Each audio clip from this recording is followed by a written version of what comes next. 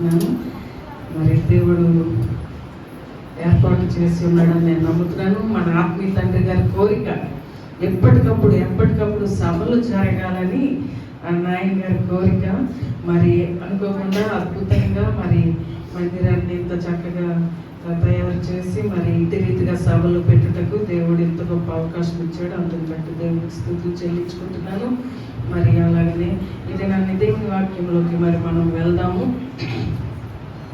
ప్రియమైన దేవుని బిడ్డలారా, దేవాతి దేవుడు మనల్ని ఎందుకు ఏర్పాటు చేసుకుని ఉన్నాడు? అనేకులు నశించిపోతుండగా, అనేకులు క్రీస్తుని ఎరగని వారుగా ఉండగా, మనము కూడా ఒక నాశనకరమైన గుంటలో పడి నశించిపోతుండగా దేవుడు మొదటిగా మనల్ని ఎందుకు ఏర్పాటు చేసుకున్నాడు అంటే, దేని కొరకు ఏర్పాటు చేసుకున్నాడు? ఆశీర్వాదానికే ఏర్పాటు చేసుకున్నాడు. హల్లెలూయా. నిన్ను నన్ను ఎంతగానో ప్రేమించుచున్నాడు ఆయన. మనల్ని ప్రేమించి మనల్ని ఆశీర్వదించడం కొరకు ఆయన మనల్ని ఏర్పాటు చేసుకున్నాడు. మొదటి పేతురు 3:9 వస్తే అక్కడ మంచి మాట రాయబడి ఉంటుంది. మొదటి పేతురు 3:9 ఏమని రాయబడి, ఆ ఆశీర్వాదమునకు వారసులగుటకు మీరు పిలువబడితిరి. చాలు, ఆశీర్వాదమునకు వారసులగుటకు మీరు పిలువబడితిరి. హల్లెలూయా. అంటే దేవుని యొక్క కనుసంధానంలో, దేవుని యొక్క ఏర్పాటులో నీవు ఉన్నావు. దేవుడు నిన్ను ఎంతగానో ప్రేమించుచున్నాడు. నిన్ను ఆశీర్వదించాలని, నీ కుటుంబాన్ని ఆశీర్వదించాలని, నీ చేతి పనులను ఆశీర్వదించాలని, నీ కడుపున పుట్టిన బిడ్డలను ఆశీర్వదించాలని దేవుడు తన సొత్తుగా నిన్ను ఏర్పాటు చేసుకున్నాడు. హల్లెలూయా. ఆయన వారసురాలుగా, ఆయన వారసుడుగా నిన్ను పిలుచుకున్నాడు. పేరు పెట్టి నిన్ను పిలుచుకున్నాడు. కనుకనే నీవు ఈ రోజు ఈ సన్నిధిలో ఉన్నావు. ఆయన నామాన్ని మహిమపరుస్తా ఉన్నావు. ఆయనని ఎంతగా ఘనపరుస్తూ ఉన్నావు. ఎందుకంటే ఆయన ప్రాణం పెట్టి నిన్ను సంపాదించాడు. సర్వ మానవుల కొరకు ప్రాణం పెట్టాడు. కానీ మొదటగా రక్షింపబడినది నీవు. నిన్ను మొదటగా ఎందుకు పిలుచుకున్నాడు? నీ కుటుంబాన్ని ఆశీర్వదించాలని. హల్లెలూయా. మరి ఆశీర్వాదమునకై వారసులగుటకు పిలువబడ్డము నిజమే. మరి ఆశీర్వాదము మన జీవితంలో ఉండాలి అంటే మనం ఏమి చేయాలి? ఈ ఆశీర్వాదమునకు వారసులుగా భూమి మీద సమస్త జనుల మధ్య మనము సాక్షులుగా ఉండాలంటే, దేవుని ఆశీర్వాదం మన జీవితంలో కనుపరచబడాలి అంటే, చాలా మంది జీవితాలలో ఇంకా సరైన ఆశీర్వాదాలు కనబడట్లేదు. దేవుణ్ణి వెంబడిస్తున్నాం, దేవుణ్ణి ఆరాధిస్తున్నాం, మందిరానికి వస్తున్నాం, వాక్యాన్ని వింటున్నాం.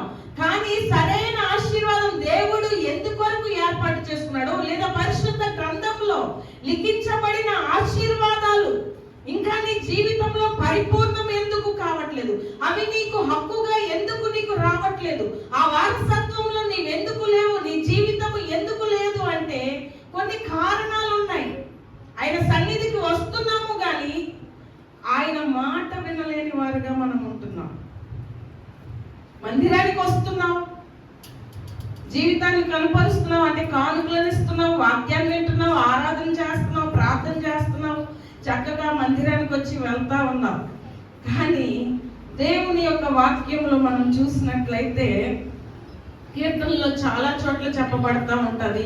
3వ కీర్తనలో కూడా నీ ప్రజల మీదకి నీ ఆశీర్వాదం వచ్చుగా కానీ ఉంది. అలాగే 128వ కీర్తన కూడా చాలా చక్కగా ఆశీర్వాదములు ఎలా ఉంటాయో కుటుంబానికి చెప్పబడి ఉన్నాయి. యెహోవా ఈలాగు ఆశీర్వదించను అని చెప్పబడి ఉంటది. పిల్లల్ని చూచే కృప, కష్టార్జితాన్ని అనుభవించే కృప, భార్య ఆశీర్వాదం, పిల్లల ఆశీర్వాదం అక్కడ అద్భుతంగా కనబడుతుంది. అయితే నేను ఈరోజు చెప్పబోయేది ఏంటంటే, అబ్రహాము దగ్గరికి మనం వద్దాము. అబ్రహామును దేవుడు ఎందుకు ఆశీర్వదించాడో మనం చూద్దాం. ఆదికాండంలో 12వ అధ్యాయంలో అనేక సార్లు మనం విని ఉన్నాము. ఆయన మరొకసారి మనం జాగ్రత్తగా ధ్యానం చేద్దాము. 12వ అధ్యాయంలో 1వ వచనము 2, 3 చూస్తే, యెహోవా నీవు లేచి నీ దేశము నుండి, నీ బంధువుల యొద్ద నుండి, నీ తండ్రి ఇంటి నుండి బయలుదేరి నేను నీకు చూపించు దేశమునకు వెళ్ళుము. నిన్ను గొప్ప జనముగా చేసి నిన్ను ఆశీర్వదించి నీ నామమును గొప్ప చేయుదును. ఆశీర్వాదముగా నుందువు. నిన్ను ఆశీర్వదించు వారిని ఆశీర్వదించేదను, నేను దూషించు వారిని శపించేదను. భూమి యొక్క సమస్త వంశములను యందు ఆశీర్వదింపబడునని అబ్రహాముతో దేవుడు చెప్తా ఉన్నాడు. హల్లెలూయా. ఇక్కడ దేవుడు ఏమంటా ఉన్నాడు? నీవు లేచి లేవమంటున్నాడు. దేవుడు ఏమంటున్నాడు? లేవమంటున్నాడు. వాక్యము యెషయాలో కూడా చెప్పబడుతుంది. లే అని వాక్యం చెప్తా ఉంది. లెమ్ము, తేజరిల్లుము, నీ మీదికి యెహోవా మహిమ నీ మీద ఉదయించును. ఎప్పుడు నీవు లేవాలి. నువ్వు పడి ఉన్న స్థితిలో నుండి లేవాలి. నీవు ఏ స్థితిలో పడి ఉన్నావో, ఏ వ్యసనాలలో పడి ఉన్నావో, ఇంకా పాత బ్రతుకు పోలేదేమో, పాత జీవితం నీలో నుండి పోవట్లేదేమో, దేవుడు విడిచిపెట్టమన్న వాటిని నువ్వు విడిచిపెట్టట్లేదేమో, రకరకాలైన గుణాలను నువ్వు ఇంకా కలిగి జీవిస్తున్నావేమో. ఆ పాత జీవితము, వ్యసనాలు, చాలా మంది జీవితాల్లో తాగుడు అనే వ్యసనము, లేదా చాలా మందికి పేకాట వ్యసనాలు, తాగుడు వ్యసనాలు, రకరకాల వ్యసనాలు. స్త్రీలకైతే కూర్చొని ఊసులాడుకునే గుణము, గొడవలు ఆడుకునే గుణము, బూతులు, ఒకరి మీద ఒకరి చాడీలు, రకరకాల ఆయాసకరమైన పరిస్థితులు కనబడతా ఉంటాయి. ఆ స్థితి నుండి లేవమంటా ఉన్నాడు. దేవునికి నచ్చని గుణాలు చాలా మానవ జీవితంలో ఉంటాయి. ఆ స్థితి నుండి లే, అక్కడ నుండి నీవు లే అంటా ఉన్నాడు. లేస్తే నీ జీవితం ఆశీర్వదించబడుతుంది.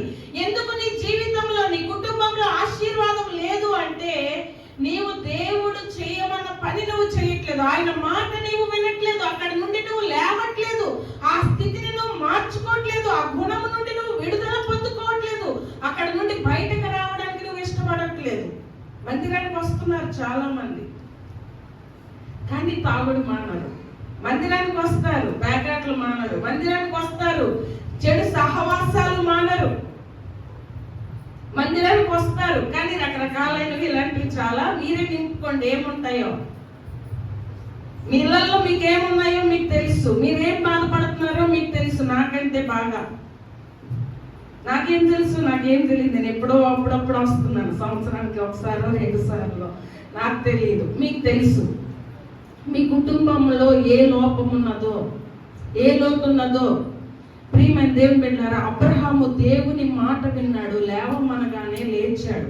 ఇదిగో నీవు లేచి నీ బంధువుల నుండి, నీ దేశం నుండి, నీ తండ్రి ఇంటి నుండి లేచిరా అంటే అద్భుతంగా ఆయన దేవుని స్వరాన్ని ఆ రోజే వింటా ఉన్నాడు.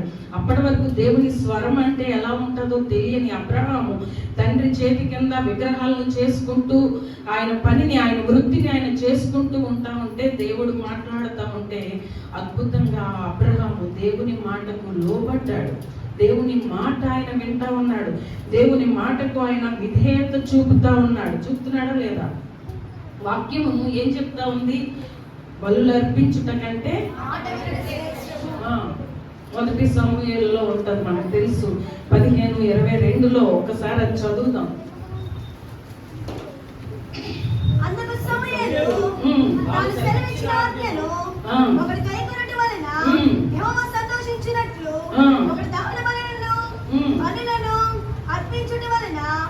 సంతోషించునా అని క్వశ్చన్ మార్క్ వచ్చిందా?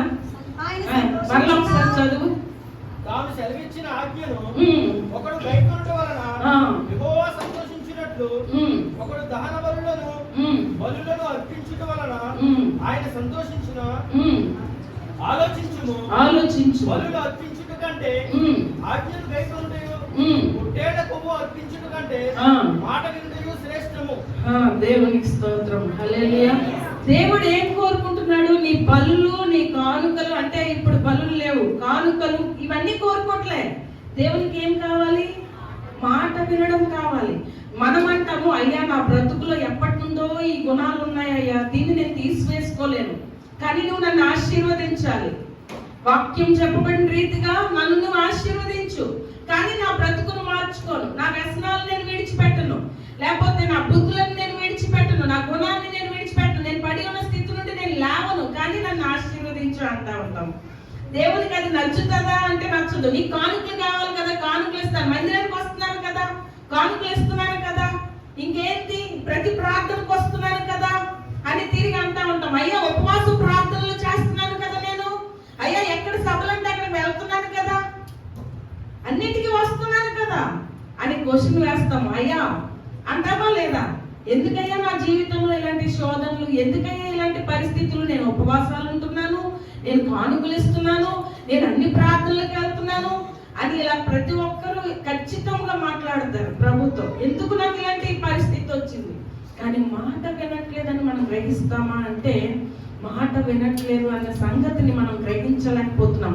వాక్యం వింటున్నాము, వస్తున్నాము కదా అనుకుంటున్నాము, కానీ ఆయన నీతో ఏమి మాట్లాడుతున్నాడో, ఎలా జీవించమంటున్నాడో, వేటిని విడిచిపెట్టమంటున్నాడో, ఏం చేయమంటున్నాడో వాటిని చేయడానికి మనం ఇష్టపడట్లేదు. అవునా కాదా? వాక్యం వింటాం, వెళ్ళిపోతాం, మరలా మన బ్రతుకు మనదే, మన పాత బ్రతుకును మరలా బ్రతుకుతా ఉంటాము. మన ఇళ్ళ దగ్గర మన మాట తీరు మనదే, మన ప్రవర్తన మనదే. మారు మనసుకు తగిన జీవితాన్ని లోకంలో కనుపరుస్తా ఉన్నావా? వ్యాపారంలో కనుపరుస్తా ఉన్నావా? కుటుంబ సంసార జీవితంలో కనుపరుస్తా ఉన్నావా? మారు మనసుకు తగిన జీవితము, దేవునిని కనుపరిచేది, మాదిరి కలిగిన జీవితము, అధీనత్వం, ఆ తగ్గింపు, ఆ మాటల్లో గాని ఆ క్రియలలో గాని కనుపరచగలుగుతున్నామా అంటే కనుపరచట్లేదు. ఇంకెలా దేవుని ఆశీర్వాదం వస్తుంది? ఇదే ఒక అడ్డుబండగా ఉన్నదేమో కదా. అవునా కదా? మీకు అర్థమవుతుందో లేదో కానీ నాకు దేవుడు నా హృదయంలో పెట్టింది చెప్తాను. అబ్రహాము దేవుని మాట విన్నాడు కనుక అబ్రహాముని దేవుడు ఎలా ఆశీర్వదిస్తాడని చెప్పాడో అలా ఆశీర్వదించాడు. అర్థమవుతుందా? నీ ఇంటికి ఆశీర్వాదం రావాలి అంటే అబ్రహాము గారు సంపాదించిన ఆశీర్వాదం వారసత్వంగా యాకోబు స్వాస్థ్యం మీ అనుభవంలో ఉంచుతానన్నాడు దేవుడు. అంటే ఈ దేవుడు నీ సన్నిధిలో యథార్థముగా నమ్మకముగా దేవుని మాట విన్న అబ్రహాము జీవితంలో సంపాదించుకున్న ఈ వాగ్దానాలు, ఈ ఆశీర్వాదాలు నీ కుటుంబంలో ప్రవహించాలంటే, అందుకు వారసురాలుగా వారసుడుగా నీవు కావాలి అంటే, ఎందుకు ఆశీర్వాదం నాకు వారసులు అవుటకు మనం పిలవబడింది. ఆశీర్వాదాన్ని అబ్రహాము విధేయత చూపి సంపాదించాడు, మాట విని సంపాదించాడు.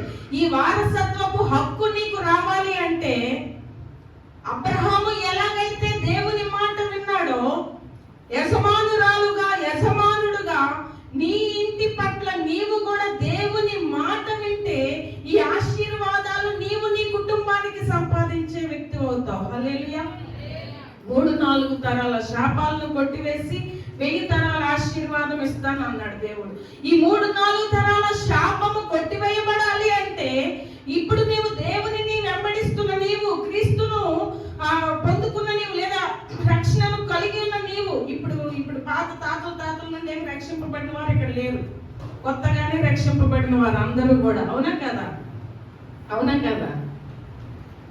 మనమందరము కొత్తగానే రక్షింపబడిన వారము. మరి ఆశీర్వాదాన్ని ఎవరు సంపాదిస్తారు? మీరే సంపాదించుకోవాలి, మనమే సంపాదించాలి. మన పిల్లలకు ఈ ఆశీర్వాదం ప్రవహించులాగా 1000 తరాల ఆశీర్వాదం ఎవరు సంపాదిస్తారు? మొదటిగా రక్షింపబడ్డావు నీ కుటుంబంలో నుండి నీవే ఈ ఆశీర్వాదాన్ని సంపాదించాలి. కనుక అబ్రహాము ఎలాగైతే దేవునికి విధేయత చూపి ఆశీర్వాదాన్ని సంపాదించాడో, ఆ ఆశీర్వాదపు హక్కు నీ జీవితంలోకి రావాలి అంటే నీవు అబ్రహాము లాగా దేవుని మాట వినాలి. హల్లెలూయా. దేవుడు ఆశీర్వాదాలు ఎన్నో పరిశుద్ధ గ్రంథంలో పెట్టాడు కదా. ఈ ఆశీర్వాదాలన్నీ నాకు వచ్చేయాలి, మా కుటుంబం ఆశీర్వదించబడాలి అని ఆశ లేని వారు ఎవరు ఉండరు. అందరికీ కూడా దేవుని ఆశీర్వాదం కావాలా వద్దా? దేవుని ఆశీర్వాదం నీ కుటుంబానికి కావాలా వద్దా? నీ పిల్లలకు కావాలా వద్దా? ఏమనుకుంటావు? నా పిల్లలు ఆశీర్వదించబడాలి, నా కుటుంబం ఆశీర్వదించబడాలి. నిజమే, దేవుడు అన్నాడు నీ పిల్లల్ని నేను ఆశీర్వదిస్తాను అన్నాడు. నీ కడుపుకు పుట్టిన బిడ్డలను నేను ఆశీర్వదిస్తాను, నీ పిల్లల పైన నా ఆత్మ ఉంచుతాను. ఎవరితో చెప్తున్నాడు ఈ మాటలు? ఆయన మాట వినేవారికి. హల్లెలూయా. ఆయన ప్రజలైన వారికి, ఏర్పరచబడిన వారు మరి దేవునికి విధేయత చూపగలగాలి. అవునా కదా? దేవుని మాట మనం వింటే దేవుని ఆశీర్వాదాలకు మనం హక్కుదారులం అవుతాము. అలాగే ద్వితీయోపదేశ కాండంలో 28వ అధ్యాయము 1వ వచనము చదివితే, నీవు నీ దేవుడైనా యెహోవా మాట శ్రద్ధగా విని నేడు నేను నీకు ఆజ్ఞాపించుచున్నా ఆయన ఆజ్ఞలన్నిటినీ అనుసరించి నడుచుకుని ఎడల నీ దేవుడైన యెహోవా సమస్త జనముల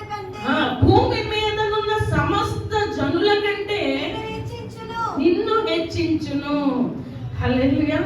ఏమంటున్నాడు దేవుడు ఇక్కడ? ఆయన మాటను శ్రద్ధగా వింటే, ఆయన ఆజ్ఞలను నువ్వు గైకుంటే, ఏమంటున్నాడు యెహోవా? ఏమని సెలవిస్తా ఉన్నాడు? భూమి మీద ఉన్న సమస్త జనులందరికంటే నేను నిన్ను హెచ్చిస్తాను. హల్లెలూయా. ఆయన మాట ఇచ్చిన దేవుడు నమ్మదగిన వాడు. మాట తప్పే దేవుడా?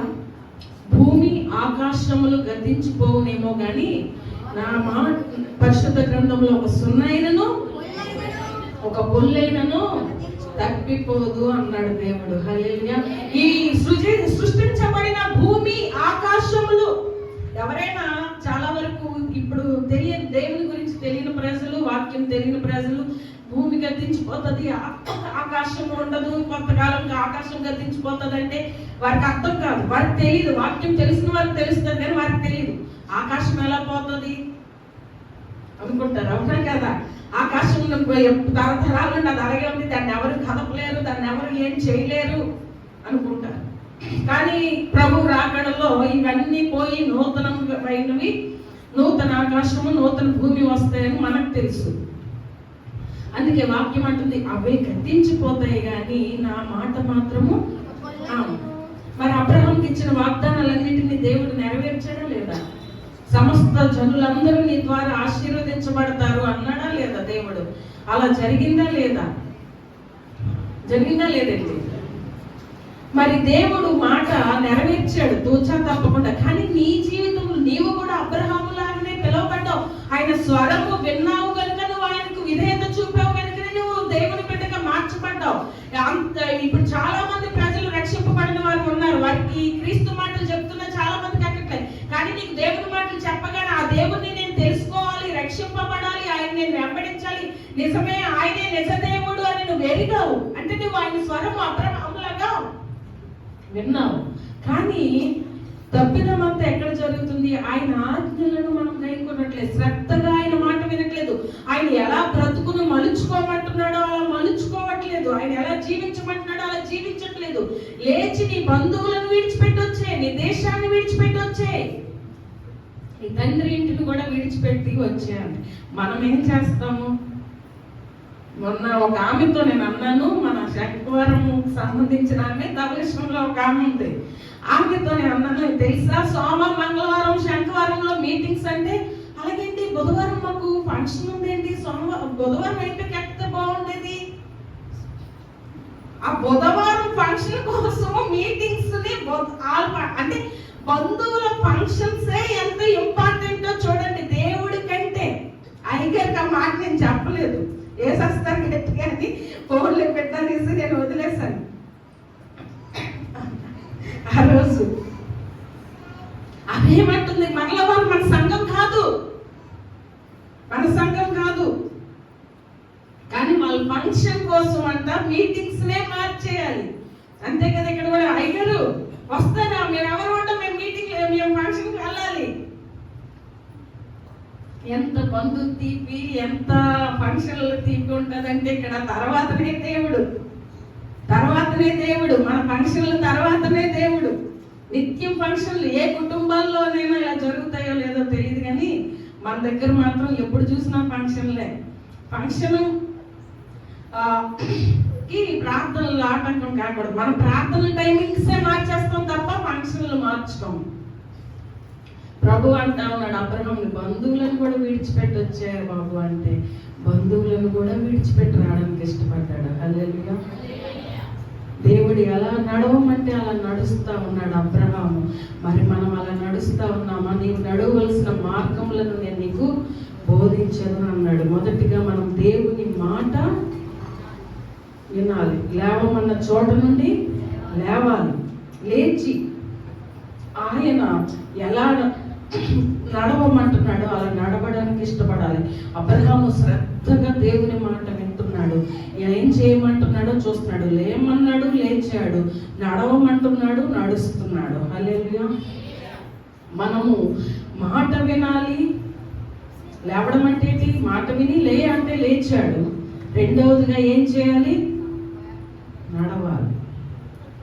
దేవుని మాట ప్రకారంగా, చెప్పండి అమ్మా, దేవుని మాట ప్రకారంగా నడవాలి. అబ్రహాము దేవుని మాట ప్రకారం నడిచాడా? నచ్చిన చోటకల్లా వెళ్తాను, ఈ ప్రాంతం బాగుంది, ఆ పట్టణం బాగుంది, అక్కడ బాగుంది, ఎక్కడ బాగుంది అయ్యా, ఇది నాకు క్షేమమేమో, ఇది నాకు మేలేమో, నేను అలా నడుస్తాను, నేను ఎలా వెళ్తాను అని అన్నాడా అంటే ఎక్కడ అబ్రహాము దేవునికి సలహాలు ఇవ్వలేదు. మనమైతే దేవునికి ఎన్నో సలహాలు ఇస్తా ఉంటాము. మన భక్తి జీవితంలో సలహాలు ఇస్తాము. నేను ఎంతే చేయగలనయ్యా భక్తి, నేను ఎంతే చేయగలనయ్యా ప్రార్థన, నేను ఇంతేనయ్యా, నేను ఇప్పుడే రాగలనయ్యా, నాకు నచ్చినప్పుడే రాగలనయ్యా, అయ్యా అన్ని వేళ నేను రాలేనయ్యా నీ సన్నిధికి.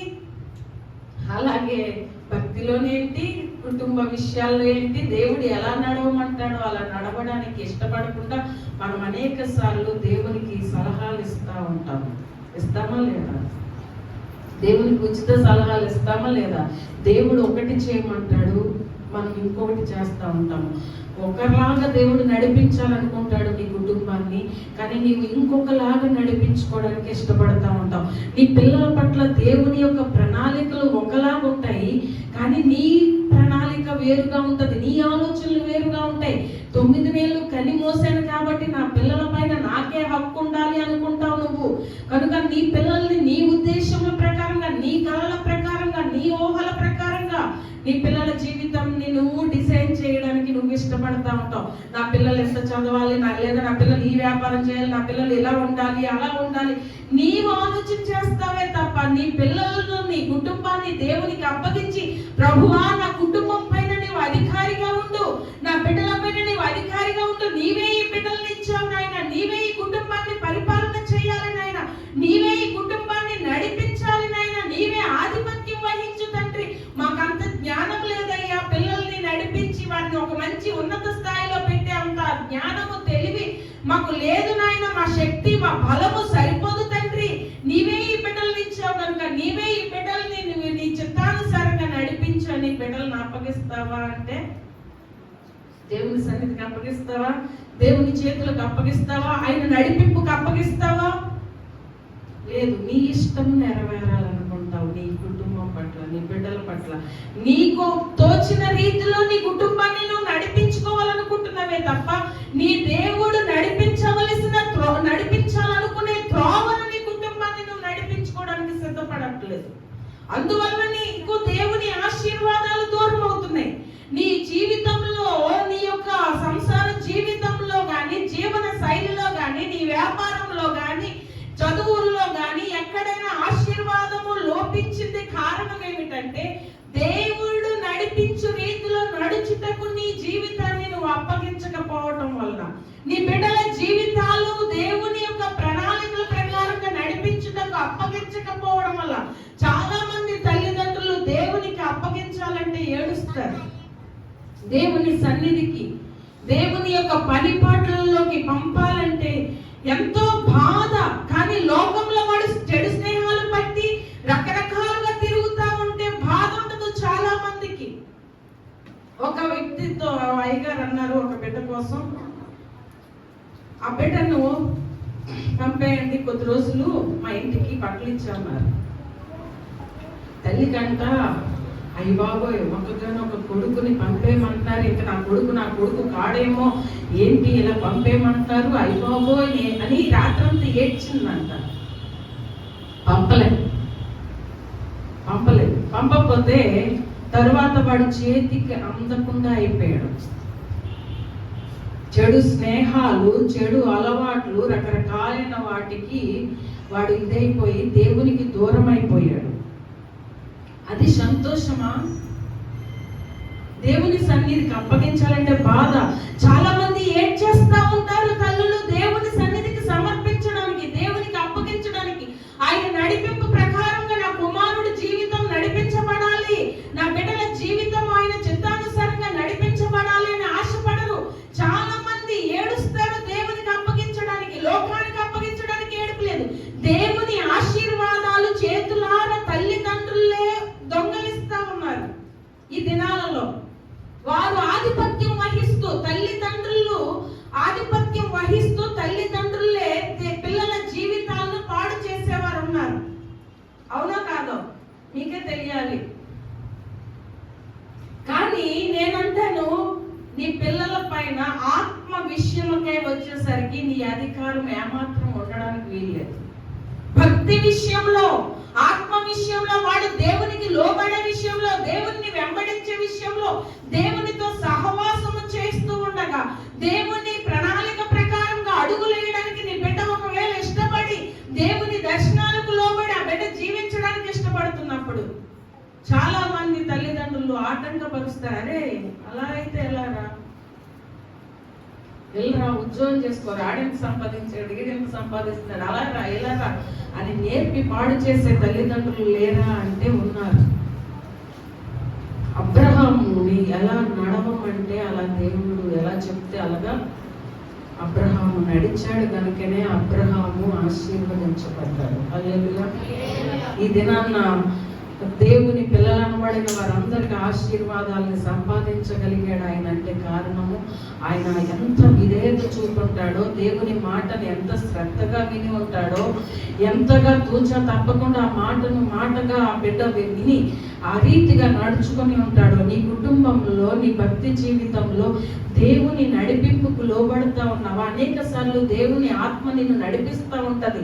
ఆ ప్రాంతానికి వెళ్ళకు, ఆ ఊరికి వెళ్ళకు, ఆ ఫంక్షన్కి వెళ్ళకు అని ఆత్మ నడిపిస్తూ ఉంటది. వినము, లేదా పక్క మీద పడుకొని ఉంటావు, లే ఇప్పుడు ప్రార్థన చెయ్యి అంటది దేవుని ఆత్మ. ఆ రీతిగా నిన్ను నడిపిస్తూ ఉన్నప్పుడు అప్పుడు ప్రార్థన చేయడానికి ఇష్టపడతావా అంటే అప్పుడు ఆ మాట కూడా వినము. ఆ నడిపింపుకి ఎక్కడైనా లోబడే జీవితాలు ఉన్నాయా అంటే తర్వాత శోధన వచ్చాక, తర్వాత కష్టం వచ్చాక, తర్వాత బాధ కలిగాక, అయ్యో ఆ రోజు నేను ఆ మాట విని ఉంటే బాగుండేది, దేవుడు చెప్పాడు నేను గ్రహించలేకపోయాను, దేవుడు వెళ్ళమన్నాడు నేను వెళ్ళలేదు, దేవుడు ఇలా నడిపించడానికి ఇష్టపడతా ఉంటే ఆ నడిపింపుని నేను గ్రహించలేకపోయానే అని బాధపడేవారు ఉన్నారు. దేవునికి దూరము చేసి పిల్లల విషయమే గుండెలు బాదుకునే తల్లిదండ్రులు కూడా ఉన్నారు. కనుక ప్రియమైన దేవుని బిడ్డలారా అర్థమవుతుంది అనుకుంటాను. అబ్రహామును నడవమన్నప్పుడు అబ్రహాముతో పాటు లేచి ఒక వ్యక్తి వచ్చాడు. ఎవరు? లోతు వచ్చాడు అబ్రహాంతో పాటు. లోతు అబ్రహాంతో పాటు వచ్చినప్పుడు అబ్రహాం ఆశీర్వాదాన్ని చూస్తున్నాడు. దేవుని స్వరము వింటూ దేవుడు ఎలా నడవమంటే అలా నడుస్తూ ఉండడము లోతు చూస్తా ఉన్నాడు.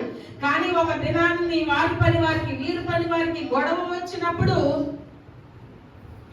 అబ్రహాం అన్నాడు, అయ్యా పని వాళ్ళ మధ్య మరి విభేదాలు వస్తా ఉన్నాయి కదా, ఇదిగో చూడు ఈ నలుదిక్కుల చూడు, నీకు ఎక్కడ నచ్చితే అక్కడికి వెళ్ళు, ప్లేస్ సరిపోవట్లేదు కదా, చాలా ఉంటది అంతగాని చెప్తున్నాను సింపుల్ గా, మనకు అందరికి తెలుసు అన్నప్పుడు లోతు, అబ్రహామా నిన్ను పిలిచాడు దేవుడు, నిన్ను నడవమన్నట్టుగా నువ్వు నడుస్తా ఉన్నావు, నీ వెనక నేను వస్తా ఉన్నాను, నాకేం తెలుసు నాయన, నీవే కొన్ని దేవుడిని అడిగి నన్ను ఎక్కడ ఉండమంటాడో చెప్పు, ఎక్కడికి నడవమంటాడో చెప్పు, నేను అక్కడికే వెళ్ళి అక్కడే ఉంటాను అని అంటే బాగుండేదేమో అని నేను అనుకుంటాను. కానీ ఆయన పచ్చగా కనబడే చోట్లు ఎంచుకొని అక్కడ పచ్చదనం బాగా కనబడతా ఉంది. సొదొమ గొమొర కంటికి చాలా ఇంపుగా కనబడుతుంది.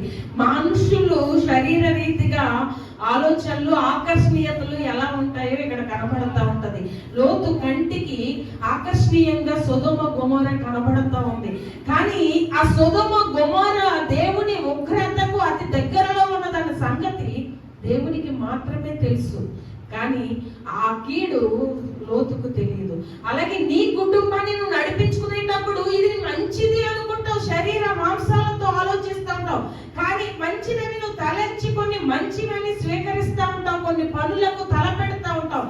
కానీ అందులో ఉండే కీడు ఏమిటో, అందులో ఉండే శోధన ఏమిటో, అందులో దేవుని ఆత్మ నడిపి పొందో లేదో, అక్కడ దేవుని ఆశీర్వాదం ఉన్నదో లేదో, ఆ వెళ్ళు చోటకి దేవుని ఆత్మ నీతో వస్తాదో లేదో దాన్ని గ్రహిస్తావా అంటే గ్రహించలేరు. అవునా కదా? లోతుకు తెలుసా? తెలియదు. కానీ అబ్రహాము గారి ప్రార్థన బట్టి మొత్తానికి మరలా దేవుడు ఆ ఉగ్రత నుండి దేవుడు లోతు కుటుంబాన్ని తప్పించాలని ఆశపడ్డాడు. తప్పించాడు. తప్పించిన తర్వాతైనా లోతుకి గ్రహింపు వచ్చిందా? లోతుకి అప్పటికైనా అర్థమైందా? అమ్మో దేవుని నడిపింపే మేలు, అబ్రహాము ఎలాగ చక్కగా దేవుడు ఎలా నడిపిస్తే అలా నడుస్తూ ఉన్నాడు కాబట్టి ఆయన జీవితం క్షేమంగా ఉంది. ఇప్పటికి నేను తప్పించబడ్డానంటే అబ్రహాం ప్రార్థన. సరే, అబ్రహాముకి తోడై ఉన్న దేవుడు నాకు తోడై ఉండాలంటే అబ్రహాము ఎలా విన్నాడు అలా వింటాను. దేవుడు ఎక్కడికి వెళ్ళాలంటే అక్కడికి వెళ్తాను. ఇప్పటికే ఆల్రెడీ నేను తప్పు చేసి నష్టపోయి అయిపోయిందే మాట వెనక. దేవుడు అక్కడ చెప్పాడు వెనక్కి తిరిగి, కానీ తిరిగి ఒక్కసారి ఆ పట్టణం ఎలా కాలిపోతుందో చూడాలనిపించింది. చూడొద్దు అని చెప్పితే చూడాలనిపిస్తుంది. అందులోకి వెళ్ళకరా అంటే వెళ్ళాలనిపిస్తుంది. ఆ మాటలు వినకరా అంటే వినాలనిపిస్తుంది. ఆ సహవాసం వద్దురా అంటే అక్కడికే వెళ్ళి సహవాసం వారితోనే చేయాలనిపిస్తుంది. మానవ నైజం అది. ఆమె అలాగా అయిపోయింది. సరే, పిల్లల్ని కలిగి ఉన్నాడు, పిల్లలతో పాటు వెళ్తున్నాడు. సరే, దేవుడు ఆ పర్వతంలోకి వెళ్ళిపోను ఆయన అన్నప్పుడు, సరే ఇప్పటికే దేవుని మాట వెనక ఎంత నష్టపోయాను, సరే ఇప్పటికైనా దేవుడు వెళ్ళమన్న చోటికి వెళ్దాంలే, ఆ పర్వతానికే వెళ్ళిపోతే గొడవలేదు అనుకోవచ్చు కదా. అప్పటికి కూడా ఎలాగ దేవునికి సలహా ఇస్తాడు, అయ్యయ్యా అక్కడ వరకు నేను నడవలేనయ్యా, అక్కడ వరకు నేను పరిగెత్తలేనయ్యా, అక్కడ వరకు నేను వెళ్ళలేనయ్యా, ఇక్కడ చాలా చిన్నది, చాలా బాగుంది, ఇక్కడికి నేను వెళ్తాను. ఏంటి దేవుని ఆత్మ ఎలా చెప్తే అలా వింటే ఆ కుటుంబాలు ఆశీర్వదించబడతాయి. దేవునికి సలహాలు ఇవ్వకూడదు.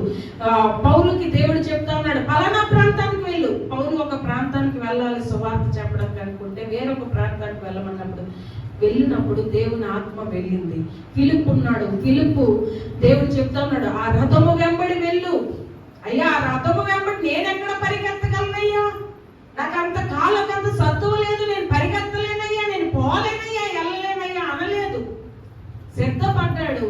దేవుడు ఆయనకు శక్తినిచ్చాడు. హల్లెలూయా. దేవుని కొరకు నీవు నిలబడేటప్పుడు ఆ శక్తినిచ్చేవాడు ఆయనే, బలమిచ్చేవాడు ఆయనే. నీ బిడ్డలు దేవుని కొరకు సమర్పించబడితే నీ బిడ్డలను పోషించేవాడు ఆయనే, చూసుకునేవాడు ఆయనే. కానీ మనకెన్నో ఆలోచనలు, అవునా కదా? అర్థమవుతుందా? మనకి సొంత ఆలోచనలు, అలా అయితే ఎలా అవుతుంది, ఇలా అయితే ఎలా అవుతుంది, ఏమైపోతామో, మా పిల్లలు ఏమైపోతారో, అంతే తప్ప దేవుని ఆలోచనకు, దేవుని నడిపింపునకు అప్పగిస్తామా అంటే అప్పగించి ఎన్నో ఆలోచనలు వస్తా ఉంటే ఎలా అయిపోతుందో, అమ్మో పిల్లడి భవిష్యత్తు ఏమైపోతుందో, కుటుంబం ఏమైపోతుందో, అలా చేస్తే ఎలా అయిపోతుందో, అవన్నీ ఆయన చూసుకోడా? ఫిలిప్పు నడుచుటకు శక్తి రావాలంటే రథము వెంబడి కష్టమే. రథము చాలా స్పీడ్ గా వెళ్తుంది. ఆ రోజుల్లో అది ఉన్నతమైన వాహనం. అది ఆ రథము వెంబడి పరిగెత్తుతూ ఉంటే దేవుని ఆత్మ ఆయనకు సహాయము చేసినట్లుగానే నీవు దేవుడు నడవమన్నట్టుగా నడిస్తే దేవుని ఆత్మ నీతో పాటు వచ్చి నీకు సహాయం చేస్తుంది. హల్లెలూయా. నీ కుటుంబాన్ని ఎలా నడిపించాలో అలా నడిపిస్తుంది. నీ బిడ్డల్ని ఎలా ఆశీర్వదించాలో అలా ఆశీర్వదిస్తాడు. దేవుడు తోడై ఉంటాడు, దేవుడు సహాయం చేస్తాడు. కానీ మనము దేవుని మాట వినట్లేదు, దేవుని నడిపింపునకు లోబడట్లేదు. లోతులాగా ఆలోచన చేస్తా ఉన్నావేమో, లోతులాగా సలహాలు ఇస్తా ఉన్నావేమో, దేవుని మాటకు విధేయత చూపట్లేదేమో, దేవుని చిత్తానికి విధేయత చూపట్లేదేమో, దేవుని చిత్తము నీ జీవితంలో జరగాలనుకోవట్లేదేమో, ఆయన ఎలా నడవమంటే అలా నడుద్దామని జీవితాన్ని పరిపూర్ణంగా సమర్పించుకోకుండా ఉన్నావేమో. ఇంకా కనుకనే ఆశీర్వాదాలు కూడా నువ్వు చూడలేకపోతున్నావు. సంపూర్ణంగా సజీవ యాగముగా దేవునికి మనల్ని మనం సమర్పించుకోవాలి. మనం ఆయన సొత్తు, నీవు నీ సొత్తు కాదు, నీవు ఆయన సొత్తు. ఆయన నడిపించినట్లుగా నీవు నడవాలి. రిమోట్ కార్స్ ఉంటాయి, పిల్లలు ఆడుకునే రిమోట్ కారు. రిమోట్ ఎవరి చేతిలో ఉంటది? వారు ఎలా రిమోట్ ఆపరేట్ చేస్తే ఆ కారు అలాగా వెళ్తుంది. ఆ కారు మానన్న కారు వెళ్తుందా అంటే వెళ్ళదు, రిమోట్ ఆపరేట్ చేసిన రీతిలో. అలాగే నీ జీవితము కూడా దేవుని చేతులు రిమోట్ లాగా నువ్వు అప్పగించబడిపోవాలి.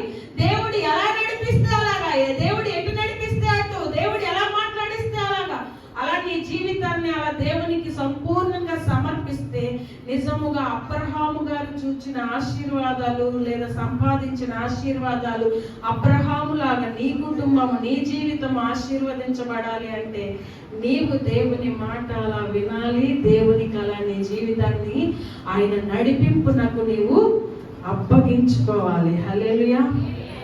అర్థమవుతుంది అనుకుంటున్నాను.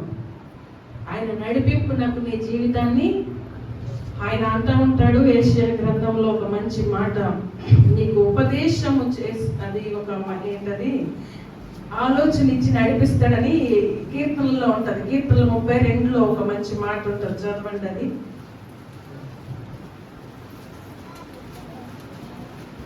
నీకు ఉపదేశం చేసేదను, నీకు ఉపదేశము చేసేదను, నీవు నడవవలసిన మార్గమును నేను నీకు బోధించేదను, నీ మీద దృష్టి ఉంచి నీకు ఆలోచన చెప్పేదను. హల్లెలూయా. దేవుడు అంతేకాకుండా యెషయా గ్రంథంలో కూడా 48వ అధ్యాయంలో 17వ వచనంలో ఏమని రాయబడి ఉందంటే, నీ విమోచకుడును ఇశ్రాయేలు పరిశుద్ధ దేవుడునైన యెహోవా ఈనాడు సెలవిచ్చుచున్నాడు, నీకు ప్రయోజనము కలుగునట్లు నీ దేవుడనైన యెహోవానగు నేనే నీకు ఉపదేశము చేయుదును, నీవు నడవవలసిన త్రోవను నిన్ను నేను నడిపించెదను. హల్లెలూయా.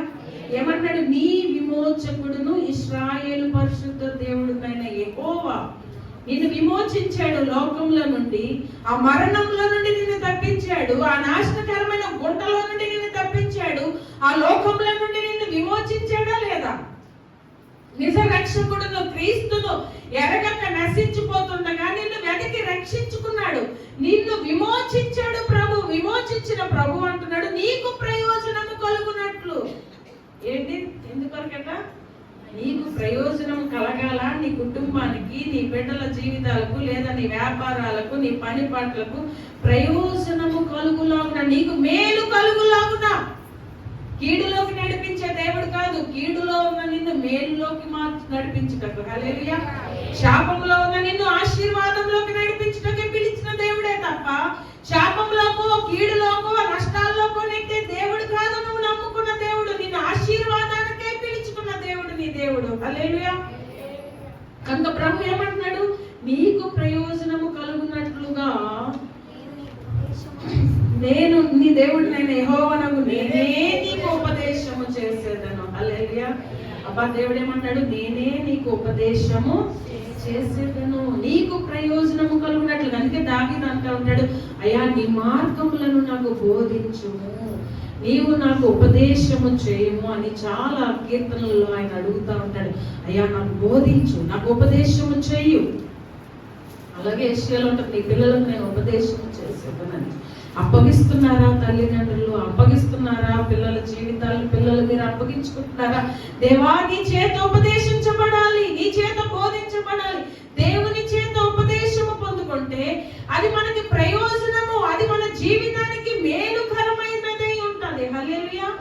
కనుక దేవుని చేతులకు మనం అప్పగిస్తే దేవుడు మంచి త్రోవను నడిపిస్తాడు. ప్రతి ఎత్తును పల్లముగా చేస్తాడు, ప్రతి పల్లమును ఎత్తుగా చేస్తాడు, ప్రతి వంకర త్రోవను సరళంగా చేస్తాడు, తిన్నగా చేస్తాడు. హల్లెలూయా.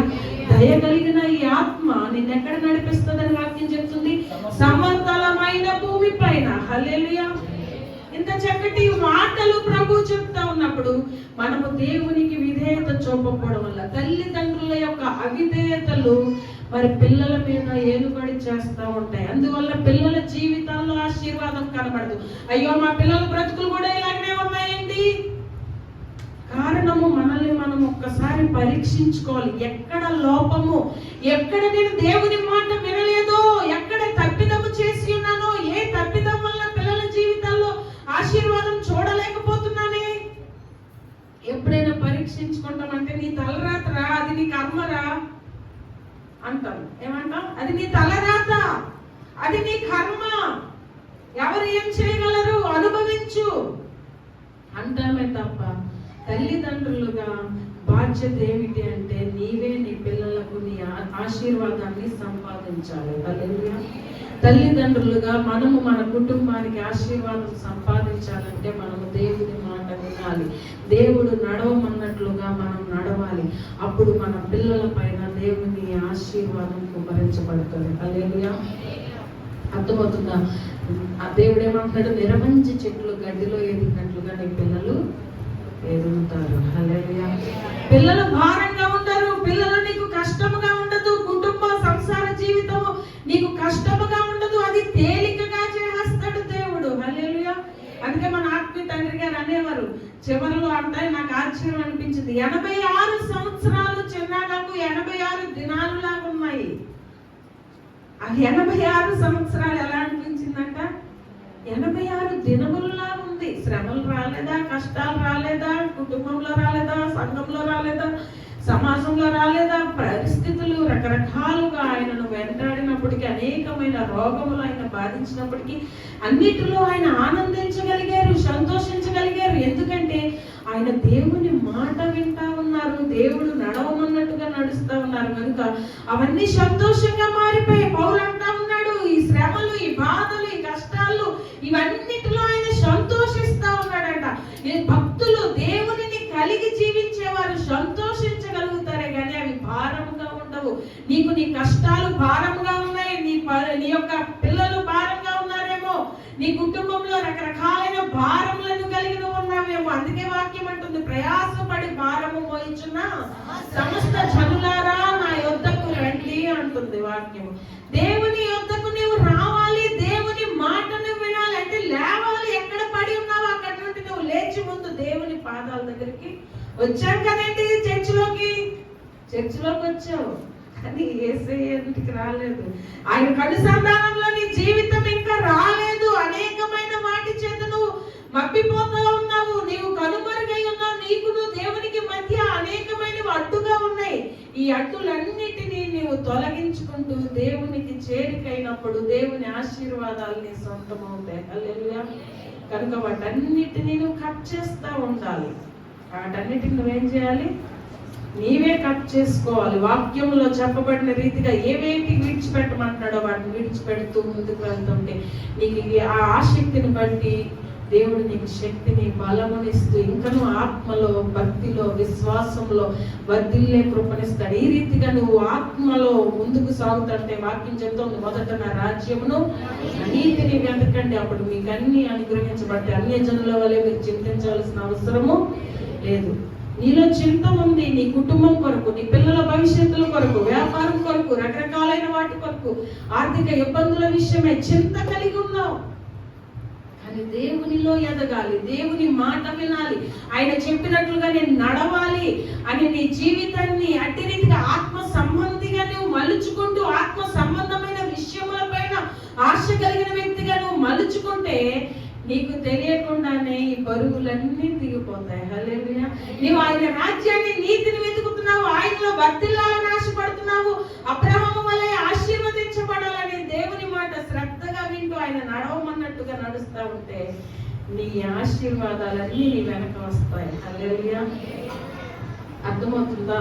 అవి మనం కోరుకోకుండానే నన్ను ఆశీర్వదించు అని అడగవు నువ్వు. ఎందుకంటే ఇంకా నేను దేవునికి సమీపం అవ్వాలి, ఇంకా నేను దేవునికి దగ్గర అవ్వాలి, ఇంకా నేను దేవుని స్వరం వినాలి, ఇంకా దేవుడు ఎలా చెప్తాడో అలా నడవాలని ఆశ కలిగి నువ్వు అట్టి రీతిగా దేవునితో సహవాసాన్ని కలిగి ఉంటావు. ఆటోమేటిక్ గా ఆశీర్వదించాలి నా బిడ్డను నేను దీవించాలి, ఈ వాగ్దానాలన్నీ నెరవేర్చాలి, నా బిడ్డ బ్రతుకులో నేను కార్యములు చేయాలి, నా బిడ్డ జీవితంలో నేను కార్యములు చేయాలి, నా బిడ్డ కన్నీటిని నేను తొడవాలి, నా బిడ్డను సంతోషింప చేయాలని దేవుని ఆలోచనలు మారిపోతాయి. హల్లెలూయా. నీవేమో దేవునిలో ఎదగాలి, దేవునికి ఇంకా దగ్గర అవ్వాలి అని, దేవుని నాడిపింపులో నువ్వు ఉండాలని ఆశపడతా ఉంటే దేవుని ఆలోచనలు ఎలా ఉంటాయి? నీ కుటుంబాన్ని చక్కదిద్దాలి, నీ కుటుంబంలో ఉన్న కన్నీటిని తొడవాలి, నీ బాధలు తీసివేయాలి, నిన్ను బాగు చేయాలి, నీ పిల్లల్ని ఆశీర్వదించాలి, నీ వ్యాపారాలను ఆశీర్వదించాలని, నిన్ను దీవెనగా చేయాలని. ఎందుకంటే భూమి మీద ఉన్న సమస్త జనులందరికంటే దేవుడు ఏం చేస్తాడట? హెచ్చిస్తానంటున్నాడు. హల్లెలూయా. నీవు హెచ్చించమని అడగవు, నువ్వు ఆశీర్వదించమని అడగవు. నువ్వు అలా బ్రతుకుతూ ఉండగానే నీ బంధువులందరి మధ్య నీ జీవితాన్ని ఒక ప్రత్యేకంగా దేవుడు నిలబెడతాడు. హల్లెలూయా. నీ కుటుంబాన్ని మొక్కటముగా చేస్తాడు, నిన్ను ఘనతగా చేస్తాడు, నిన్ను ఆశీర్వాదానికి కారకురాలుగా నిలబెడతాడు. అనేకులు వచ్చి నీ ఆశీర్వాదాన్ని చూసి ఆశ్చర్యపడేలాగా నీ జీవితాన్ని దేవుడు ఆశీర్వదిస్తాడు. నీ పిల్లల భవిష్యత్తును దేవుడు ఆశీర్వదిస్తాడు. మనుషులందరూ నీ కుటుంబం గురించి, నీ బిడ్డల గురించి వేరొక రీతిలో ఆలోచన చేసి ఉన్నారేమో, కానీ నీ దేవుడు ఆలోచనలన్నిటినీ తారుమారు చేసేస్తాడు. హల్లెలూయా. మనుషుల ఆలోచనలు ఒకటి, నీ ఆలోచనలు ఒకటి, కానీ దేవుని ఆలోచనలు వేరు. నీ కుటుంబాన్ని దేవునికి అప్పగించు. దేవుని మాట ఈ దినం నుండి శ్రద్ధగా వినడానికి ఇష్టపడు. దేవుడు ఎలా నడవమంటున్నాడో చెవి యొక్కి ఆలకించు దేవుని స్వరాన్ని. ఏ రీతిలో నడవమంటాడు, ఏ మార్గంలో నడవమంటాడు, ఏ రీతిగా నా కుటుంబాన్ని నడిపించాలనుకుంటున్నాడు దేవుడు అని ఆశపడి నీ కుటుంబాన్ని దేవుని చేతులకు అప్పగిస్తే దేవుడు నీ కుటుంబాన్ని హెచ్చిస్తాడు. హల్లెలూయా. నీ కుటుంబాన్ని ప్రత్యేకపరుస్తాడు, నీ బిడ్డల జీవితాలను ప్రత్యేకపరుస్తాడు, ఆశీర్వాదకరంగా చేస్తాడు. అందరికంటే నీ జీవితము ఆశీర్వాదకరంగా మారిపోతుంది. హల్లెలూయా. అవునా కాదా? నా జీవితంలో అందరూ అనుకున్నారు ఈ పిల్లకి ఏం తెలియదు, ఏం రాదు, అందరూ నా మంచి కోరే వాళ్ళు ఏమి నా చుట్టూ ఎక్కువగా ఎవరు లేరు. కానీ నా దేవుడైతే నా పట్ల మంచి తలంచాడు. హల్లెలూయా. నేను దేవునిలో ఎదగాలి, దేవునికి ఇష్టంగా ఉండాలి, దేవుని మాట వినాలి, ఆయన చిత్తం ఏంటో అదే నా బ్రతుకులో జరగాలి అని నేను ఇలాంటి ఆలోచనలు కలిగి ఉన్నాను. కానీ మనుషులందరూ ఏం తలస్తా ఉన్నారో, నా చుట్టూ ఉన్న వాళ్ళు ఏం కోరుకుంటున్నారో నాకు అర్థమవుతూ ఉండేది. కానీ నేను వాటి విషయమై భయపడేదాన్ని కాదు. నేను ఇలా దేవునిలో జీవిస్తూ ఉంటే దేవుడు నా జీవితాన్ని ఆశీర్వదించాలి అని ఆయన అనుకున్నాడు. హల్లెలూయా. మనుషులందరూ, మా కుటుంబీకులు, మా బంధువులు ఎవరు ఊహించని రీతిలో నా జీవితం వారందరి మధ్య ఒక ప్రత్యేకముగా చేయబడింది ఈ దినాన్ని. హల్లెలూయా. ఇది మానవులకు అసాధ్యము, దేవునికే సాధ్యము. మనుషులు కోరుకుంటే వచ్చే జీవితము కాదు ఇది. దేవుడు కోరుకోవాలి, నిన్ను ఆశీర్వదించాలి, నిన్ను అందరికంటే హెచ్చించాలి, నిన్ను ఘనపరచాలి, నిన్ను గొప్పగా చేయాలి అనేది దేవుడు తలస్తేనే వచ్చేది తప్ప మనుషులు తలస్తే జరిగేది కాదు. దావీదు ఏ రోజు కూడా నేను రాజునైపోవాలి అనే ఆలోచన దావీదుకి లేదు, వాళ్ళ తండ్రికి లేదు, అన్నలకి లేదు, ఎవ్వరు ఊహించలేదు. దావీదుని అందరూ చులకనగా చూస్తా ఉన్నారు, అన్నలందరూ చులకనగా చూస్తా ఉన్నారు. కానీ దేవుడుని దావీదు ఏం చేస్తాడు? ఎల్లప్పుడూ దేవుణ్ణి గణపరుస్తా ఉన్నాడు, దేవుని స్తుతిస్తా ఉన్నాడు, దేవుడితో సహవాసం చేస్తా ఉన్నాడు, అరణ్యంలో ఆ గొర్రెలను కాసుకుంటూ. కానీ దేవుడు ఆశిస్తా ఉన్నాడు, ఈ దావీదుని నేను రాజుగా చేసుకోవాలి, ఈ దావీదుని నేను అభిషేకించాలి, ఈ దావీదుని నేను ప్రత్యేకపరచాలి. అక్కడ వారు ఎవరైనా ఊహించారా గొర్రెల్లో తొట్టిలో ఉన్న ఈ దావీదే కాదా అని ఆశ్చర్యపడతా ఉంది లోకమంతా. ఎంతో మంది బలవంతులు ఉన్నారు, జ్ఞానవంతులు ఉన్నారు, గొప్పవారు ఉన్నారు, వారి అన్నలు కూడా సైన్యంలో ఉన్నారు, చక్కగా ఉన్నారు. కానీ దేవుడు చూడండి సమూయేలుని పంపి అభిషేకించు అంటే ఆ అన్నలు అందరినీ చూస్తుంటే అబ్బా వీలేనేమో ఈయనేమో అనుకుంటున్నాడు సమూయేలు. కానీ దేవుడు అంటా ఉన్నాడు, ఈ గోచి కట్టుకున్న దావీదుని కోరుకున్నాడు. హల్లెలూయా. ఏమంటున్నాడు దేవుడు? దావీదు వస్తా ఉంటే సమూయేలు లే లే, ఇతడే నేను కోరుకున్నవాడు, ఇతడే. అబ్బా ఎవరిని కోరుకున్నాడు దేవుడు? బయటికి చక్కగా నిండుగా బలముగా చక్క బంగారాలు వేసుకొని, లేకపోతే మంచి పట్టు వస్త్రాలు వేసుకొని, మంచి కారులో గొప్ప ధనికులుగా గొప్పగా ఉన్న వీళ్ళందరినీ కోరుకోడు దేవుడు. ఏ హృదయాన్ని దేవుడు కోరుకుంటాడంటే దేవునికి ఎవరు స్థానం ఇస్తారో, దేవుణ్ణి ఎవరు కనపరుస్తారో, దేవుని మాట వినాలని ఎవరు ఇష్టపడతారో, దేవునితో సహవాసం చేయాలని ఎవరు ఇష్టపడతారో వారిని దేవుడు ఏ ఆలోచన చేస్తాడు వారి పట్ల? ఈ బిడ్డను నేను ఆశీర్వదించాలి, ఈ బిడ్డను నేను హెచ్చించాలి. గొర్రెలు కాసుకుంటున్నాడు. మీరు ఈరోజు కోస్తున్న గొర్రెల్ని మీరు కూడా గొర్రెలు కాస్తున్నట్టే వాటిని చక్కగా కాసుకుంటా ఉన్నారు. తగిన సమయం ఎప్పుడు వస్తుందో అప్పుడు కొడదాంలని ఈ లోపు తెచ్చి మేపుతూ ఉంటారు. ఇక్కడ కడతా ఉన్నారు, ఇంటి కింద కడుతున్నారా లేదా? కడుతున్నారా లేదా? మరి అలా గొర్రెలను కాసుకుంటూ ఉన్నా పెంచుకుంటున్నాడు దావీదు. గొర్రెల కాపరిగా ఉన్నాడు దావీదు. అరణ్యంలోకి వెళ్ళి మేపుతా ఉన్నాడు గొర్రెల్ని. తండ్రి గొర్రెలు కాదు ఆయన పెట్టేశాడు. ఎందుకంటే ఎవరిని అడతారు ఇంట్లో? ఈడికి చదువు అప్పదు, ఈడికి ఏం అప్పదు, ఈడు వేస్ట్, ఈడు అని అనుకున్న వారినే కదా అన్నలందరినేమో సైన్యంలో పెట్టాడు. ఈ దావీదుని చివరివాడైన దావీదుని ఏం చేశాడు? నువ్వు గొర్రెలు కాసుకోవడానికే పనికి వస్తావా, వెళ్ళి గొర్రెలు కాసుకొని పంపేశాడు. అయ్యా నీ కుమారులు ఏరయ్యా తీసుకురా అంటే అందరు కుమారుల్ని తీసుకొచ్చాడు. కానీ తండ్రి దావీదు ఉన్నాడు చివరోడు ఒకడన్న సంగతి కూడా తండ్రికి గుర్తులేదు. ఎందుకంటే దేవుడు ఈ కుర్రోల్లో ఎవరినైనా కోరుకుంటాడు, కానీ ఆ దావీదుని ఎందుకు కోరుకుంటాడు? జ్ఞానం లేనివాడు, ఎందుకు పనికిరానివాడు, అది గొర్రెలు కాయడమే సరికి రావట్లేదు. దేవుడు 6 నెలలు ఎందుకు కొట్టాడు? ఎక్కడ అభిషేకిస్తాడు?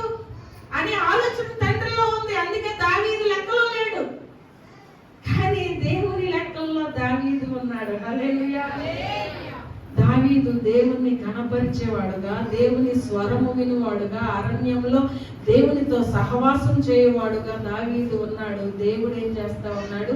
దావీదుని నేను ఎన్నుకోవాలి, దావీదును నేను ఏర్పరచుకోవాలి, దావీదును నేను అభిషేకించాలి, దావీదును ఉన్నత స్థలముల పైన ఎక్కించాలి అనుకున్నాడు. హల్లెలూయా.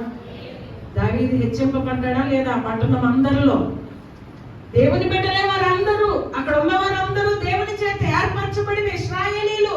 వారందరికంటే దేవుడు ఏం చేశాడు? దావీదుని హెచ్చించాడు. హల్లెలూయా. నీవు కూడా అలా దేవునికి స్థానం ఇస్తే, దేవుని మాట శ్రద్ధగా వింటూ, దేవుడు నడిపించిన త్రోవలో నడవడానికి ఇష్టపడుతూ, దేవునిని ఘనపరిచే వ్యక్తిగా, దేవునిని మహిమపరిచే వ్యక్తిగా, దేవుణ్ణి ఆరాధించే వ్యక్తిగా నీ జీవితాన్ని అలా సజీవ యాగంగా నిన్ను నువ్వు దేవునికి సమర్పించుకుంటే, దేవుడు అబ్రహామును ఆశీర్వదించినట్లుగా, దావీదును ఆశీర్వదించినట్లుగా, భూమి మీద ఉన్న జనులందరికంటే హెచ్చించినట్లుగా దేవుడు నిన్ను హెచ్చిస్తాడు, నీ బిడ్డల్ని హెచ్చిస్తాడు. అటు రీతైన స్థానం నీవిస్తే నీ కుటుంబము, నీ బిడ్డ, నీ బంధువులందరి మధ్య, ఇక్కడ ఉన్న సంఘం అందరి మధ్య నీ కుటుంబం, నీ జీవితం ఒక ప్రత్యేకముగా దేవుడు నిన్ను ఆశీర్వదించాలని కోరుకుంటున్నాడు. హల్లెలూయా. ఆశీర్వాదం కావాలనుకున్న వారు ఈ రాత్రి ప్రభువుని కోరుకోండి, వేడుకోండి. అయ్యా, ఇక నుండి నీ మాటనే నేను శ్రద్ధగా వింటానయ్యా, నీవు నడవమన్నట్టుగానే నేను నడుస్తానయ్యా, నిన్ను ఎల్లప్పుడూ ఘనపరిచే వ్యక్తిగా, నేను స్తుతించే వ్యక్తిగా నేను ఉంటానయ్యా అని నీ జీవితాన్ని రాత్రి దేవునికి సమర్పించుకుంటే, దేవుడు నీ కుటుంబాన్ని ఆశీర్వదిస్తాడు, నీ కడుపును పుట్టిన బిడ్డలను ఆశీర్వదిస్తాడు, నీ చేతి పనులను దేవుడు ఆశీర్వదిస్తాడు. దేవుడి మాటలు దేవుడు దీవించి ఆశీర్వదించుకున్నాడు.